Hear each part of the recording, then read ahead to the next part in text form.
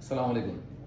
Different একটি নকশার, নতুন একটি নকশার মিড রেঞ্জের খুবই সুন্দর কালার দেখেন, শাড়ির কালার দেখেন কত সুন্দর। এটা একটা পার করা হচ্ছে ডাবল পারের। এটা হচ্ছে জমিনটার নকশাটা আমি দেখাচ্ছি, পুরোটা না খুলে আসলে বোঝা যাবে না।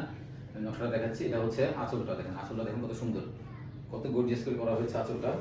পুরো শাড়িটা খুলে দেখাই তাহলে নকশাটা বুঝতে পারবেন। একেবারে ডিফারেন্ট নকশা দেখেন শাড়িটার নকশা দেখেন ডিফারেন্ট কতটা।